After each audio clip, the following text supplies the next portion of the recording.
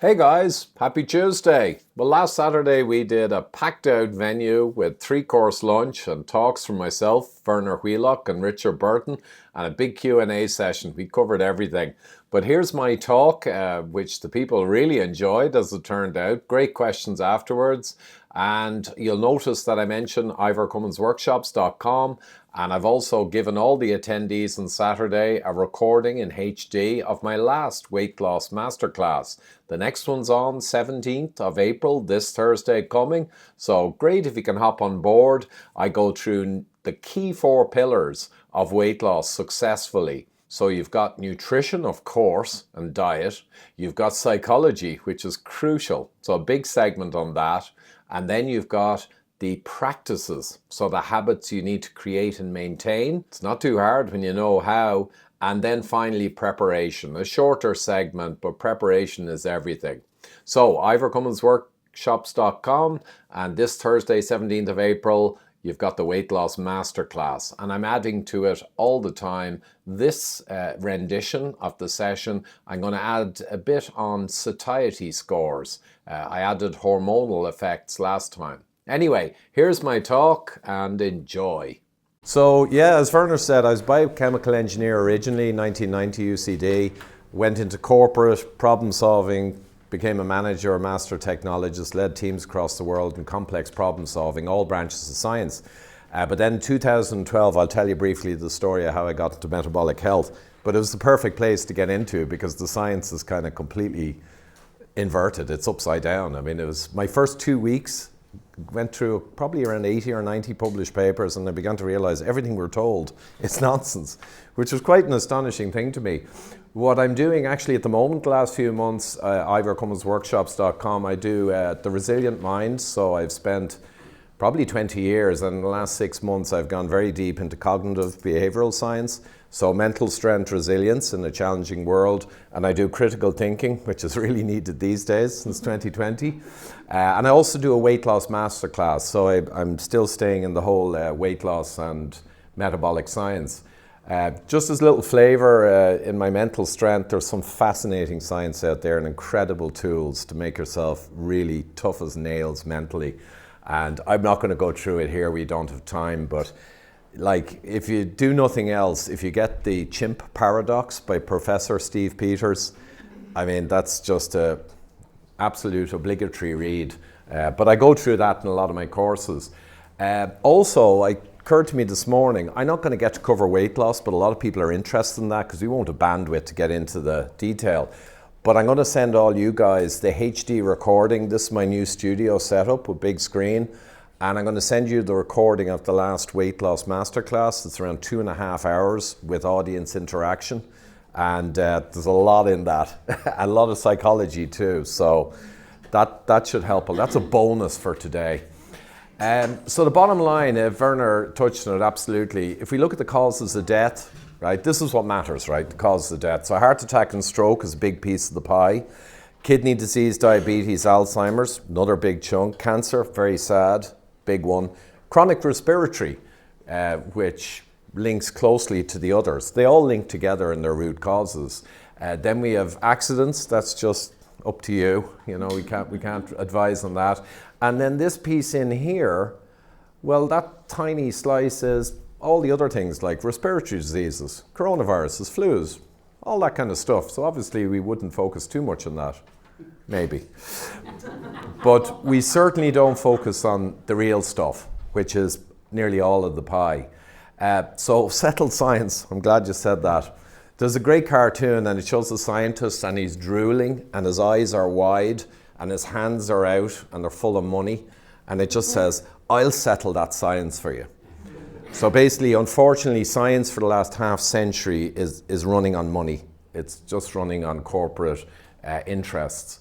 So my story, really briefly, I was quite overweight in 2013, and essentially these are the values you should have approximately for GGT, a liver enzyme, serum ferritin, which is quite important, and of course cholesterol, supposedly. And I went in for routine blood tests and I ended up here, here, and here. So the doctor's saying, oh, you know, very high. But as an engineer, and I did biochemical engineering, so I did the chemistry of life, genetics, everything. But it had been 25 years before. But I knew just by looking at the data, I was way outside the normal distribution. So I knew in engineering, that's a special cause. No question about it, special cause. So I began to grill the doctor on, well, what is the cause, or causes I can work on, and what are the implications, like, you know, morbidity. I had 5 kids and all, so I was thinking, what the hell does this mean? The first doctor basically gave me, I could tell, bugger all. And I couldn't believe it because they were standard blood tests. They weren't special tests. And I said, these are the tools of the trade. So how can this person be very vague on the tools of their trade? As an engineer, I couldn't understand that. As a manager, an engineer manager, I deal with an engineer who didn't know the tools of their trade, quite frankly. I went to a more senior doctor, a friend's brother, who I knew for 30 years. Really good guy, big business, physios, doctors working for him. Smart guy. Wasn't much better. Now I'm thinking, okay, what's going on here? And then I went to, related to the family, a teaching professor of medicine, Trinity College, Dublin. Multiply published, known across Ireland. A bit better, but not a whole lot. And I said, okay, wow, there's something huge here. Don't know what it is, something huge. It's crazy, it's insane. Couldn't understand it. So when the experts don't know, well, you have a biochemical engineering degree, you hit the published science the last 100 years. So I looked up all the markers that were high, and I started going through all the metabolic pathways, and within a couple of weeks of, my wife thought I'd gone crazy, intense research, I actually largely had the answers.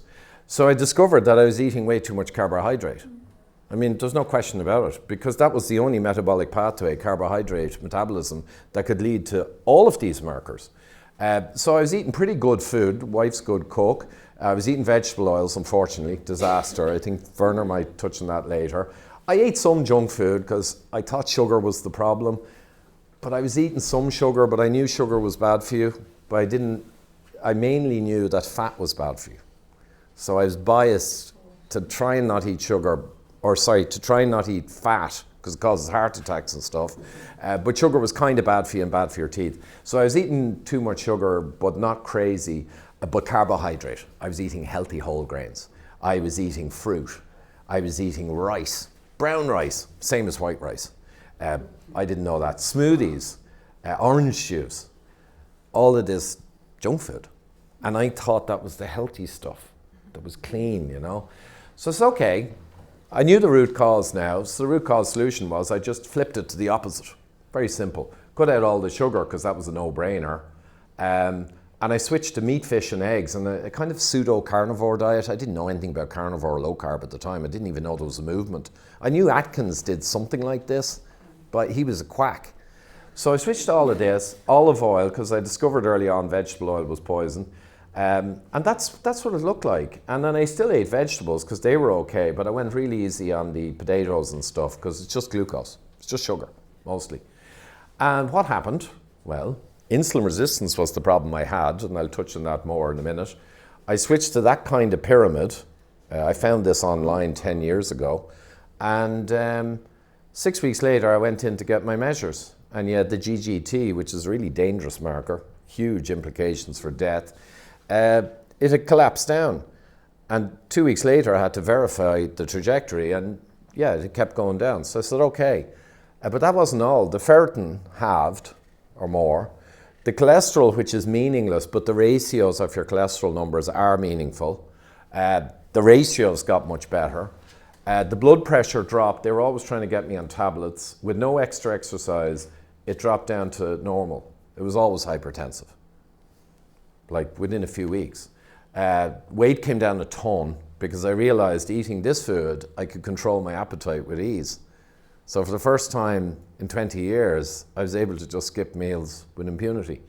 So I began to drop weight like hell, and everyone was worried, what the hell is going on, you know? And all the rest.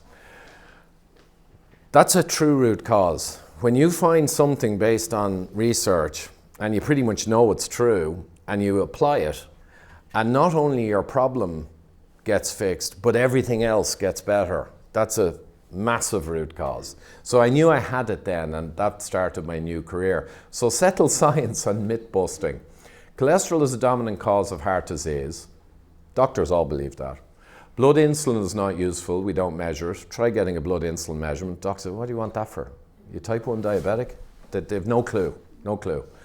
Low carb or keto diets are not advisable. You've seen the press, you know, might cause heart attacks, arrhythmias, all lies. So we'll go through some of these myths. So here's me in Tel Aviv actually in 2019. It was a great conference, a one-off, just before the other thing happened. But I showed this slide, I did a keynote there, and insulin resistance hyperinsulinemia is the primary driver of cardiovascular disease, bar none. There's other causes, but that's the biggie. That's the only one an engineer would focus on first. Unfortunately, it's repeating. This insulin resistance metabolic syndrome disease state lowers your good cholesterol and it increases your small dense LDL. Now this is just an effect it has on the side, but unfortunately industry saw the connection apparently between this cholesterol stuff and cardiovascular disease, and they jumped on the wrong thing. They didn't realize it was just a proxy marker. It was just a marker that changed based on the real cause. And then by the time they began to realize that the business had been built on this, and food and pharma, the last thing they want is people focusing on that. Because if you measure this, you'll end up eating the diet I just told you, because your measurements will always get better on that diet. So the whole food industry and pharma depends on this nonsense. It's just the way it is. So to give you a flavor, here's a huge study I got way back, I think it was 2015. Over 100,000 men and women, because mostly they only looked at men, you know, traditionally for heart attacks, for whatever reason. But they looked at men and women, followed them for 8 years, over 100K, and they split them into groups. LDL, your bad cholesterol, below 3.6, so on average of maybe 2.5, and the other bunch over 3.6, so maybe an average of 4.5, which would terrify your doctor. So 4.5 of bad cholesterol, that's probably 6.5 in your total cholesterol number. So this is just the bad cholesterol, right? And they followed them and they found out something quite shocking, that there was a slight difference over 8 years in ischemic heart disease rate, but to an engineer that's zero difference. That's noise. So in other words, the group with the very high bad cholesterol versus the other extreme with good bad cholesterol or low levels, the biggest distinction you could get between groups, and you don't see any difference in heart disease. So you can see how I was shocked in those first couple of weeks in 2012-13, you know, it's crazy. It's just nuts.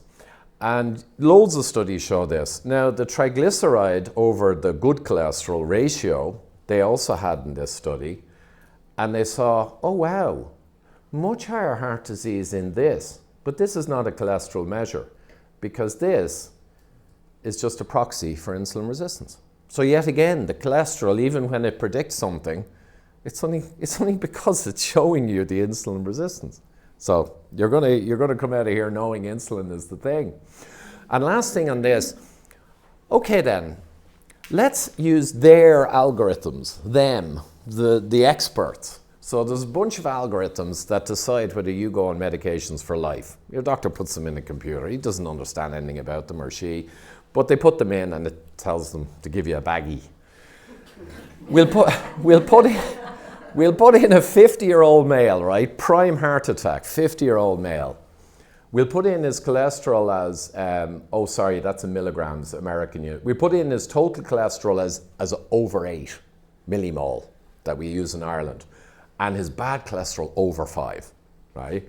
Now, doctor sees numbers like that, that's the way he's going to treat you. He's going to say, oh my God, you immediately need to go on statin, maybe an injectable PCSK9 inhibitor for you, you know, maybe a gene therapy.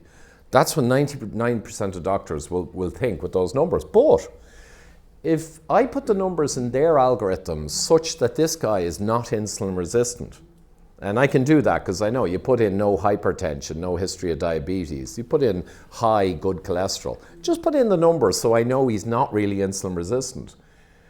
Well, all the major risk algorithms they use, they come out as low risk, like 3 to 5% is no medication. It's 10-year risk, it's really low.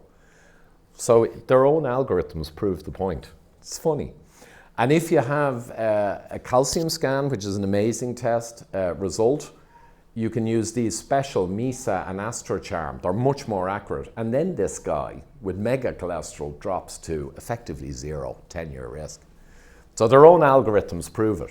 So hopefully no one would walk out not realizing that cholesterol is largely nonsense. And that's why over the decades, there's endless books explaining this.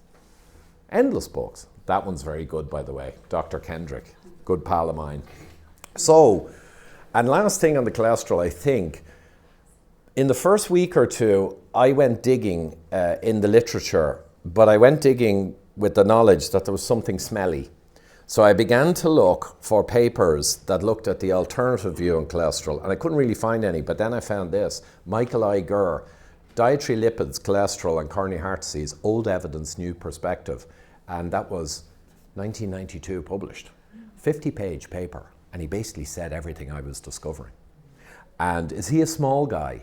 No, he's first author of the preeminent book on lipids in human disease, 1992. And of course, no one wanted to know about it because at that stage, industry and academia decided cholesterol was the thing. And this is how it happens, this groupthink. Really quick here. On the left, Western white men in a study that used calcification scanning, the best possible measure of heart disease. And I won't go through the figures, but you can just see masses of heart disease, right? As you'd expect, right? It's an epidemic. But Semaine men, right, and Katavan men is the same result. They scanned them with the same scanners. Amazing study. Oh, where's the heart disease? Where's the calcification? Where's the atherosclerosis? Oh, it's not there. Now in engineering we do Kepner Trago, is not. If it is in one group, the problem, and it is not in the other, the answer obviously is between the groups, the distinctions or differences. Been doing this for 30 years. So there's the distinctions between the two groups. These guys are low insulin, low blood glucose, no diabetic physiology, no metabolic syndrome, no hypertension. They don't get hypertension with age. 70, 80 years old, none of them have hypertension. We all have it here. No central obesity, obviously, these guys are ripped. And no autoimmune problems. We have an epidemic of autoimmunity, Hashimoto's in the West, all relating to the food, largely. So there's cholesterol doesn't go on there. Because not only is cholesterol, as I told you, the reality, but the beauty is this paper measured their LDL bad cholesterol particle count, which is the most accurate measure of bad cholesterol. And they're the same. There's the same particle count of bad cholesterol. Case closed. It's closer. Case closed. So cholesterol cannot be the factor, or even a factor worth a toss. That's it. So cholesterol is the dominant cause of heart disease. That's complete nonsense, right? But cholesterol ratios are key as they reflect insulin resistance, which we'll talk about next. That's actually true. It's a good measure. So blood insulin, no doctor wants to do it. So here's a study. Colombian men had a heart attack, very sad, but they got a bunch of them and tracked them for 7 years to see who'd have a second heart attack. Now they didn't really try and stop them having one, so it's kind of cruel. But they just wanted to know, by measuring all their blood at the start, well, they'd find out at the end from all the guys who had a heart attack second time, which can be a big one, they'd find out what measures mattered, because they had them all at the start. So total cholesterol and bad cholesterol being high had no predictive value of who had a heart attack. Nada, nothing. As I told you, because it's always the same answer. You wouldn't think it if you're listening to the ads for statins, but there you go. High blood pressure, if you had high blood pressure at the start, you had double the chance of having a heart attack in the following 7 years. You know, okay, that's a good risk factor. It's one you should watch. High insulin, what do you reckon? Nearly 7 times more likely to have a second heart attack if you had high insulin. So there you go.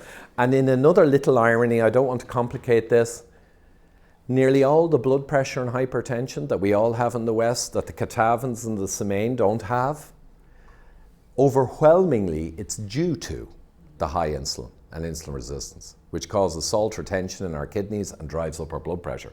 So even the high blood pressure is mostly a proxy for the real thing. So now, learn stuff today. This one's a killer. Dr. Scott Murray, a cardiologist in the UK, good pal, great guy, research cardiologist, brilliant. He sent me this back in 2015. He says, Ivor, you're going to love this one and you're going to be crowing about how you were right on heart attacks and insulin. And I says, Euroaspire. Oh, they measured their blood glucose, which is like measuring insulin, really carefully. But what they did is they looked at over 3,000 coronary disease patients ages 18 to 80 across 24 European countries. So no one could say, oh, you only looked at old men, or no one said, oh, you only looked at the French. They looked at everyone like an engineer. And they said, let's look at all these coronary disease people and look closely at their blood glucose. Right? Good idea.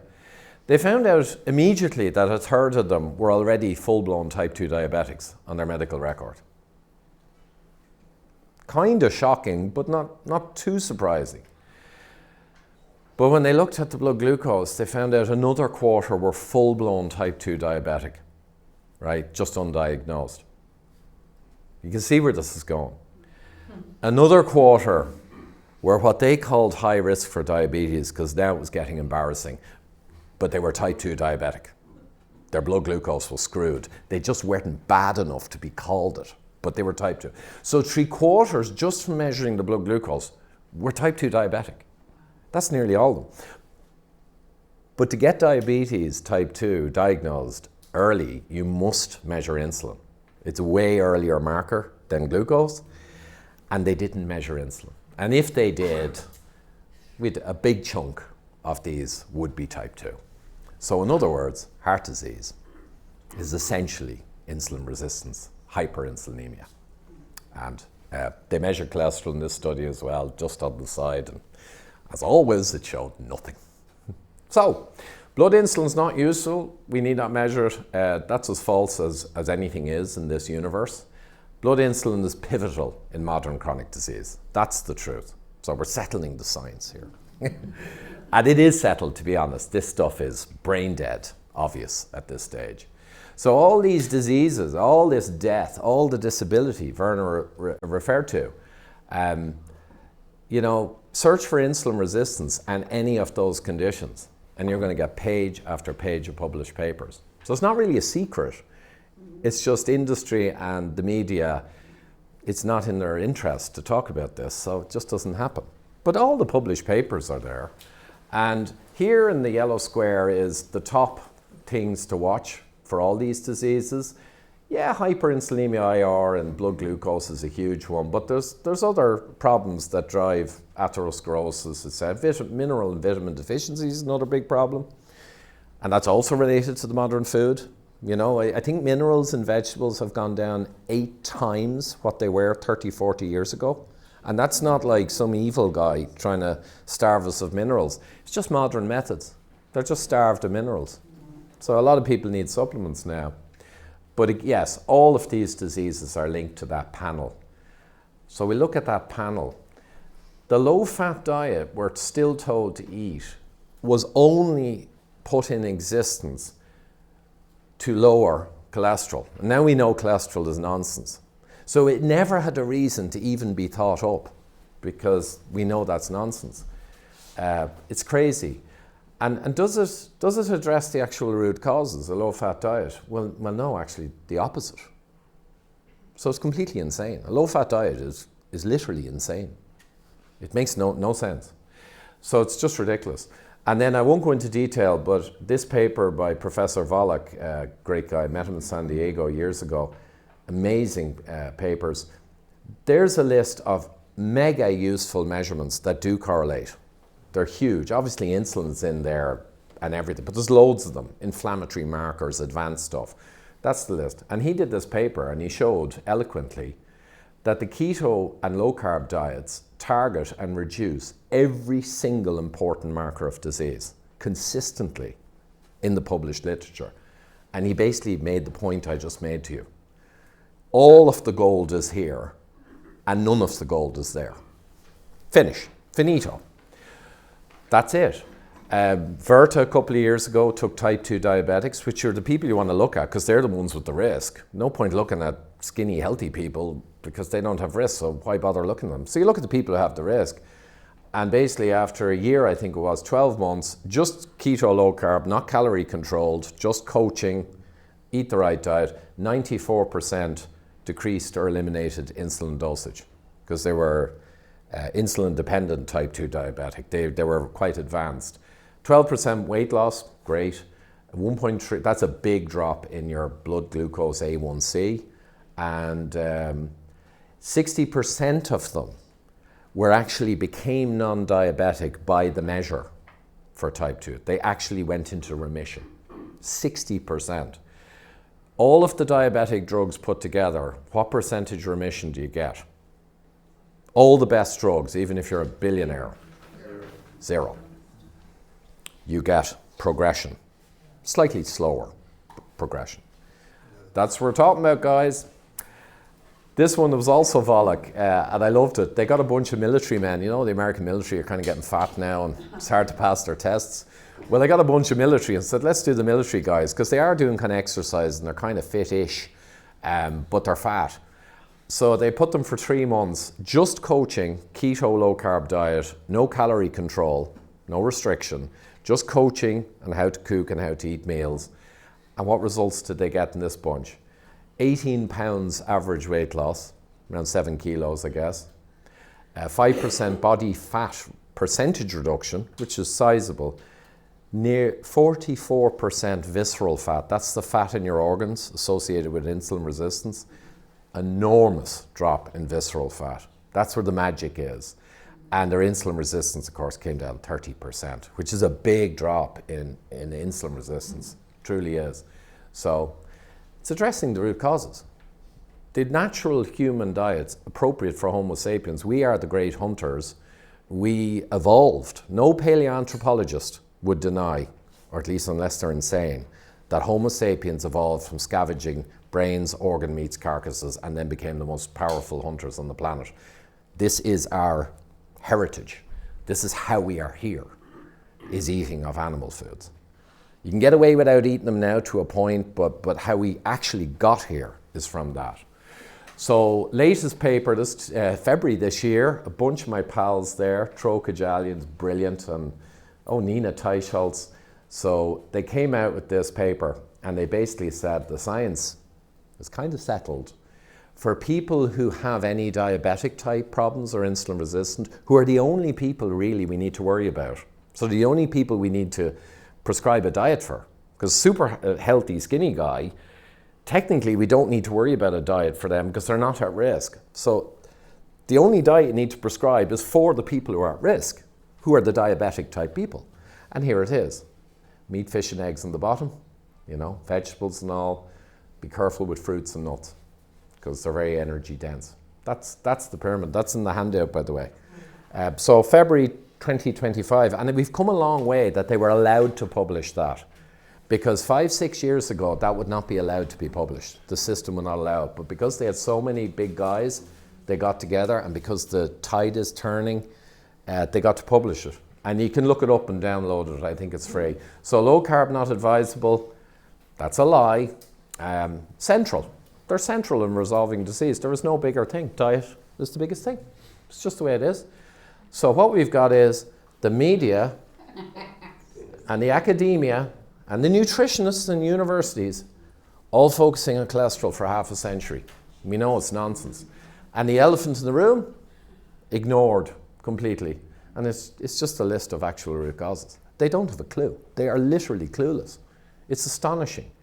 I went through in great detail, very deep biochemistry and talks around the world. I won't go into it here, but I explained that even when cholesterol, and these are cholesterol particles going across the endothelial cells, glycocalyx of the arterial wall, inner lining, heavy stuff, retention of LDL in the inner wall. So I went through all the science and I pointed out, even if LDL is involved in the process, right, it's only because of the root causes.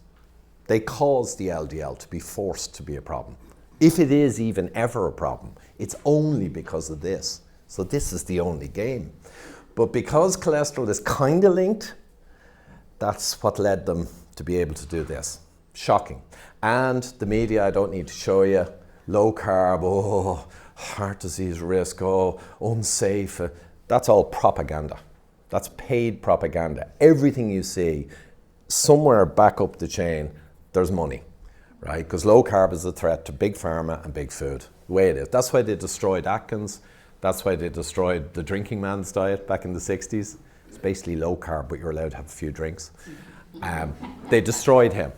Top professor came out and said he's committing mass murder. So the industry does not play around when there's a threat to its revenue. Risk of heart rhythm. It's the opposite. Low carb has fixed heart rhythm disorders in myriad people. And this is how far they'll go. This was March 19, and I remember just seeing it, and just, even I was surprised. It was all over the media within 2 days, and we couldn't even find out where it came from. But it came from an advertising agency. It came from money. So they decided they'd actually target women to try and stop people doing this healthy diet. That's how bad they are, scumbags. So they want to lock us away from the truth. And it's not a big conspiracy and depopulation, everyone's going to be killed in chemtrails. It's business. Now, I'm a corporate guy, it's business. It's business, it's business. So I think I'm pushing tight on time. So I'm going to be really quick. I also put in the handout from our book, Eat Rich, Live Long, myself and Dr. Gerber, the do eat and don't eat, because it's just a simple kind of guide. It's handy. Don't want to be too complex. And a couple of quick jewels. It's not just heart disease, of course. Breast cancer risk in metabolically healthy but overweight. This is an astonishing study by a lady professor, I think. Jeanette Beasley, from memory. So it makes the point that, okay, being really fat is definitely a risk factor for breast cancer. Yet, what if we look and see the fat people who are insulin resistant versus the fat people who are not? I wonder, will we see something? They knew they'd see something. So they split the overweight, obese ladies, postmenopausal, normal weight, and tracked for a long period. And basically, there was double the risk for the overweight obese against the normal weight. Okay, no rocket science here. But then they stratified them, as an engineer would do, by insulin status. Insulin resistant, fat people, insulin sensitive, and likewise for the slim. And they found out the insulin resistant had double the risk. The insulin resistant slim guys had double the risk. The insulin sensitive fat people, it's not statistically significant, but technically had less risk than the other guys. So do you see the clarity when you measure insulin? So breast cancer is not driven by obesity. It's driven by hyperinsulinemia, insulin resistance. Period. You know? And there's a couple more like that, but the last, I'll finish on a message of hope. How quickly you can lower your risk if you have this problem which causes most disease. Oh, and by the way, Alzheimer's is now being called largely from 8 years ago, type 3 diabetes. So it's all insulin resistance, hyperinsulinemia. So this one here, track people over a long period. The ones who stayed pre-diabetic, so this is not full-blown type 2, but they are type 2. And the ones who technically reverse their pre-diabetes, and you just do it by eating meat, fish, and eggs. It's that simple, and nutrient-dense foods. The people who reverse their pre-diabetes, in terms of risk of actual coronary vascular disease or death over the period, the guys who did something reduced their risk by 56%, right? And they wouldn't have done it near as good as you could do it, right, by doing everything right. They would have just done a kind of a bit of a healthier thing. Imagine you pushed all the levers forward. You did the perfect diet, the perfect minerals and vitamins, you got loads of sun exposure. I mean, I'm Irish, right? It's April frickin' 11th. I'm pretty brown. That's because I get every bit of sun I can, God-given bit of sun I can get. Because that's hugely helpful once you don't burn. If you burn, you cause risk. But if you naturally just get a slight erythema or pinkness, no damage, no burning, and you get browner, your vitamin D goes up, but also your nitric oxide goes up. your vascular health goes up. Loads of stuff we don't even know about goes up. So sun is health. We evolved under the sun. 300 million years ago, we came out of the sea, and we needed the sun to make our bones with vitamin D and magnesium and incorporation. But it became wrapped up in a lot more than bones. It's important. Swedish study a few years ago saw double the risk of death from sun avoidance. Double the risk of death over a long period from people who got less sun. And there was no other factor. They checked for confounding. There was no lifestyle, no other factor. Sun is health. And I'll finish on that, I think. Yes. That'll do it, folks. And as mentioned, ivorcumminsworkshops.com. We've got the weight loss masterclass this Thursday, the 17th of April. Great if you can hop in, jump on board. And I go through the 4 key pillars, as I mentioned: diet, of course, and nutrition. And then you've got psychology, which is really, really important, often missed. Then you've got planning, and you've got practices. So we go through the whole lot, and I'm adding extra stuff all the time into it. I'm going to add satiety score to this rendition. And I added, I think, hormonal headwinds last time. So it's always improving, but I think we're close to the absolutely final product now. All you need to know for successful weight loss to kick off your new lifestyle and your new body, of course, and your new muscular and not so overweight body. So there you go, guys. Thank you.